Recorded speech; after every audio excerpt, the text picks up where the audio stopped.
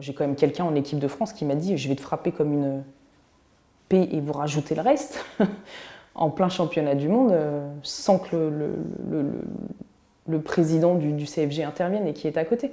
Vous allez faire quoi en fait aujourd'hui les médias? Vous allez juste surfer sur le buzz Cédric Doumbé, ou vous allez vous réveiller et mettre en place des choses et faire des enquêtes et vous intéresser vraiment à ce qui se passe dans ce milieu. Quand je rentre dans une salle de boxe, c'est un geste politique. Le truc à comprendre, c'est quand tu es une femme, en fait, ta place, tu te la crées. Et moi, j'ai pris la décision, en tout cas, parce que c'est quelque chose qui me ressemble le plus, de le faire par la force.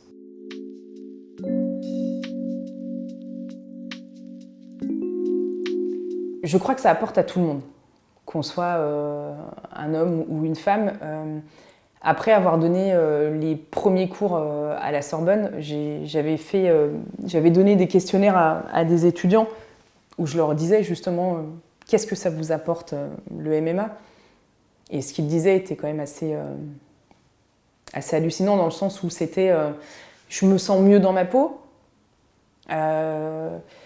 ça m'aide à me concentrer pour préparer mes partiels, etc. Donc en fait, au-delà des femmes, le MMA et le sport en général va avoir des bienfaits. Pourquoi? Parce que quand on pratique du sport de manière régulière, on a une sécrétion d'hormones qui va nous permettre justement, donc l'endorphine, etc., qui va permettre plein de choses au niveau du bien-être, mais aussi au niveau de la confiance en soi.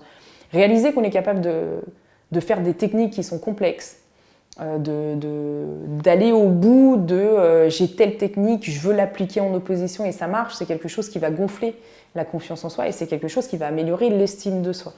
Donc en fait, tous les sports sont bénéfiques, mais les sports de combat, en fait, quand je fais le classement, moi, je trouve que les sports de combat et les sports un peu artistiques comme la danse classique, etc., ce sont les meilleurs sports pour justement travailler ces questions d'empowerment. Et c'est marrant parce que ce sont deux sports qui sont diamétralement opposés, qu'on pourrait opposer, genre la danse c'est pour les filles, la boxe c'est pour les mecs, ouais, pourquoi pas. Mais chez les femmes, les sports de combat, en fait, ce qu'il faut comprendre, c'est que dans la construction sociale des femmes, l'opposition, c'est quelque chose qu'on nous a toujours interdit. Quand on regarde quand on est petite, quand deux petites filles se chamaillent, on va tout de suite les réprimander en disant non, les filles elles se bagarrent pas. Alors que deux petits garçons qui vont se bagarrer, oh ben non mais c'est des petits garçons, c'est normal. D'ailleurs on le dit toujours, ah tu viens d'avoir des garçons, oh là là ça va être terrible, tu vas voir les garçons, alors que les filles c'est plus gentil, c'est plus doux. Non, ça c'est ce que vous leur mettez dans la tête, donc du coup elles vont se comporter comme vous voulez qu'elles se comportent. Moi j'ai jamais joué à la poupée, j'ai jamais joué machin parce que j'étais la fille de mon père et je pouvais aller dehors et grimper aux arbres et sauter et courir et machin. Et en fait il y a des constructions sociales qui font que frapper, quand on est une femme, c'est quelque chose de compliqué.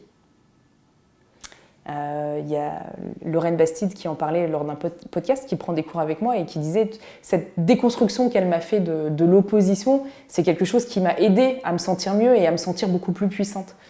N'importe quelle femme aujourd'hui dans la rue, moi je prends 2 paires de gants, je vais dans la rue, je vais voir des femmes, je leur ai dit mettez-moi un coup. Elles vont dire ah non. Je vais voir un mec, je lui dis mettez-moi un coup.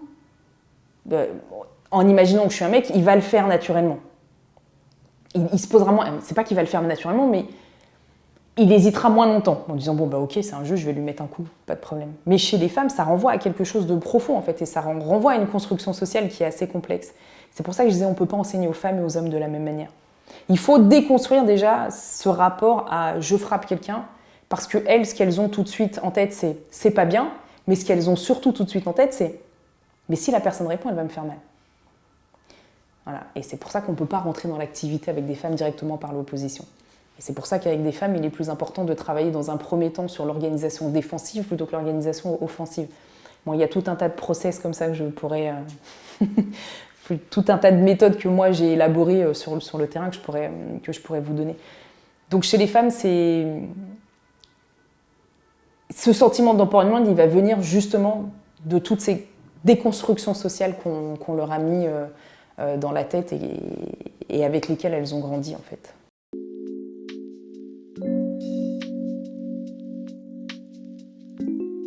On ne trouve pas sa place dans cet univers masculin. Quand je rentre dans une salle de boxe, c'est un geste politique.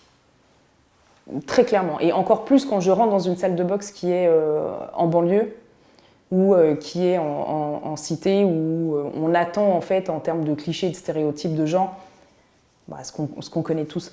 Donc en fait, on se fait sa place, on se crée sa place. C'est soit vous m'acceptez comme ça, soit vous m'acceptez pas. Et moi, je rentrais dans aucune case. Quand j'arrive dans ces salles, donc on voit la nana un peu mignonne, la nana avec un corps un peu voilà. Et puis quand on commence à parler avec moi, on se rend compte qu'en fait la nana, elle est prof à la Sorbonne. Ok, donc on est en banlieue, à Colombes ou à Aubervilliers ou à Épinay. Et tu dis bon ok, et en plus de ça, elle est chef d'entreprise. Et en plus de ça, machin, et tu dis, mais en fait, elle rentre dans aucune des cases. Mais de l'autre côté, on me faisait les mêmes reproches quand j'étais à la Sorbonne ou etc. Où moi, j'ai des collègues qui me disaient, alors wesh wesh. Donc, moi, en fait, à aucun moment, le truc à comprendre, c'est quand tu es une femme, en fait, ta place, tu te la crées. Et moi, j'ai pris la décision, en tout cas, parce que c'est quelque chose qui me ressemble le plus, de le faire par la force. C'est pas quelque chose que je conseille à tout le monde, mais moi, c'est comme ça que je fonctionne. J'ai toujours fonctionné dans l'adversité et dans l'opposition. Depuis toujours. Mais non, on ne se fait pas sa place. Le sport a été inventé par les hommes pour les hommes. C'est soit tu te fais ta place et on te respecte. Et en fait, le respect des hommes vient avec ton niveau. Si tu viens et que tu n'as pas... Et c'est ça qui est assez aberrant. C'est que si tu n'as pas un super niveau, on va essayer de te la mettre à l'envers, de gna. Et je fais, attends, je vais t'apprendre. Mais quand tu arrives avec un certain niveau, et on se dit, ah, ok. Et c'est ça qui est dommage. Parce que les hommes n'ont pas à chercher le respect et nous, on doit toujours forcer le respect. Moi, je me rappelle des commentaires hallucinants en disant, ah, t'as du vernis sur les pieds? Ouais, je suis une fille, j'ai du vernis sur les mains, j'ai du vernis sur les pieds et ça ne va pas m'empêcher de... Ah, elle a du vernis. Ok, très bien.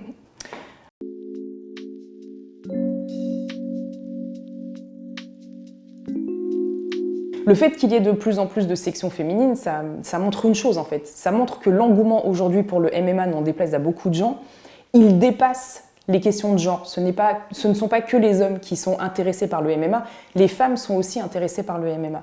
Et les femmes sont intéressées par le MMA, alors certaines pour le côté un petit peu compétition, et d'autres pour ce côté un petit peu empowerment. Et c'est pour ça que j'avais écrit des articles sur l'empowerment au féminin grâce au MMA. Et en fait, si on veut intégrer ces femmes-là, il faut être capable de proposer de la pratique pluridisciplinaire et il faut être capable de proposer une pratique au MMA qui sorte justement de ce qu'on voit aujourd'hui, qui est 80% du cours, c'est du sparring ou de l'opposition.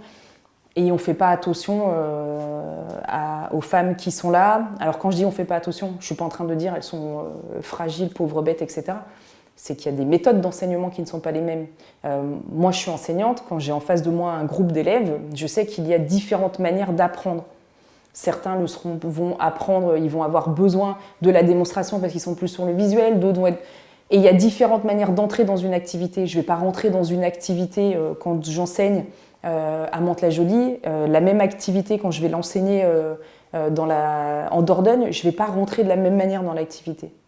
Et ça, c'est des connaissances qu'il faut avoir, c'est des formations qu'il faut avoir. Et quand on a des femmes dans ces clubs, dans ces cours, il faut être capable d'aller chercher des formations pour pouvoir enseigner spécifiquement aux femmes.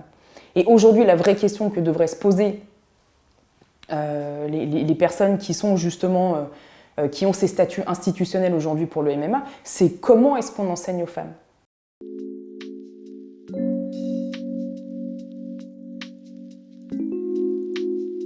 En fait, ce qu'il faut comprendre, c'est que le sport a les vertus qu'on met dedans, en fait.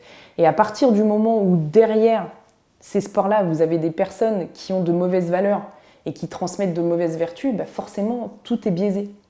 Et non, moi, j'en ai tellement entendu sur mon physique. On m'a même demandé à une compétition de ne pas être en débardeur pour ne pas affoler les gens, de mettre un t-shirt. Cette personne-là, aujourd'hui, elle a un poste à responsabilité dans le grappling ou dans le MMA, un des deux, j'ai pas suivi où elle était. La même personne qui, responsable de l'équipe de France de grappling, klaxonne des femmes dans la rue quand on est tous ensemble dans le camion et qu'on revient d'un déplacement. Cette même personne qui, quand on est en Italie, prend des photos des femmes qui se dévêtissent dans les gradins. Ça, c'est un exemple parmi tant d'autres.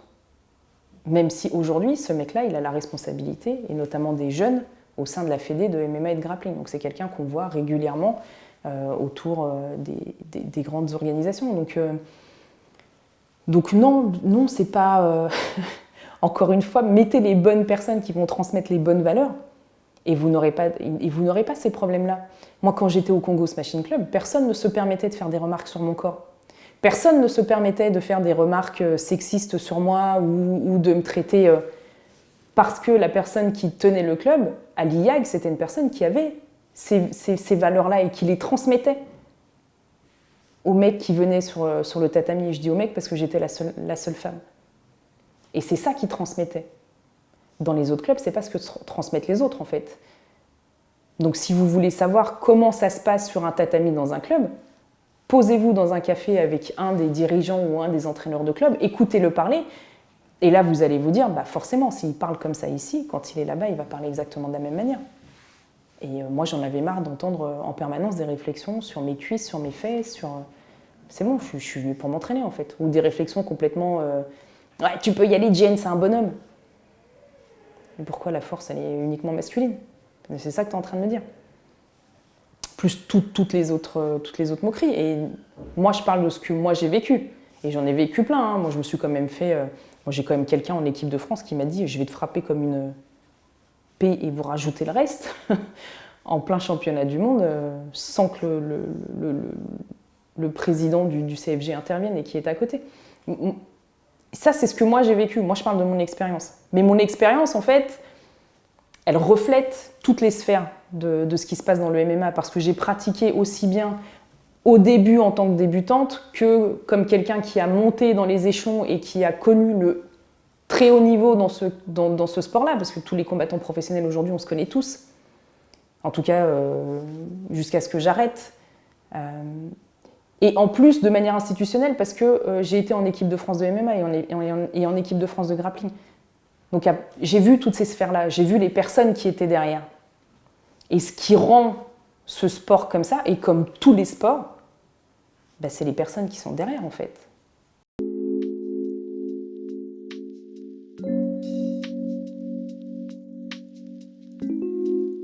C'est exactement ça. Et c'est pour ça que j'avais interpellé et les médias et les coachs qui en parlaient après en disant on savait tous qui prenait, qui frappait sa femme. Vous le saviez tous, mais vous avez fait quoi? Et aujourd'hui, les médias, vous êtes en train de tomber sur quelque chose parce que vous avez une personnalité publique. Parce que Cédric Doumbé, au-delà d'être un combattant, c'est une personnalité publique, c'est un influenceur aujourd'hui. Voilà. Donc il a du poids, il est suivi par énormément de personnalités, il est suivi aussi par énormément de personnes connues. Donc ça rajoute un petit peu du poids à sa valeur. Moi, ça fait un peu 6 ans que je m'égosille là-dessus et personne n'est venu me voir, le Parisien, etc. On n'est pas venu me parler de tous ces problèmes-là. Et en fait, ce dont il a parlé, c'est exactement ça. Tout ce qui se passe sous l'iceberg, je pense que vous n'avez pas conscience de ce qui se passe dans ce milieu-là.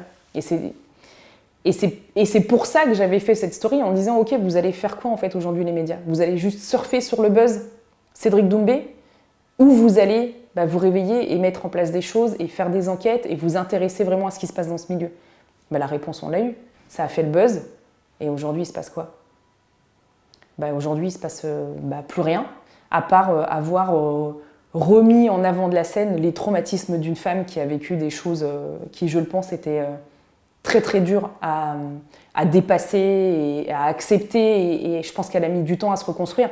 Et ce que je regrette un petit peu dans cette histoire, alors c'est bien d'en avoir parlé, c'est génial, mais est-ce qu'à un moment donné, ces hommes-là qui en ont parlé, que ce soit Cédric ou que ce soit d'autres personnes, se sont posé la question de savoir ce que ça allait avoir comme conséquences traumatiques sur cette personne-là? Et encore une fois, c'est bien d'en avoir parlé, je ne suis pas en train de dire qu'il n'aurait pas dû. Mais est-ce qu'à un moment, il a pris conscience de tout ce que ça pouvait réveiller chez cette femme-là qui a peut-être fait un long travail pour se reconstruire? J'en suis intimement persuadée que non.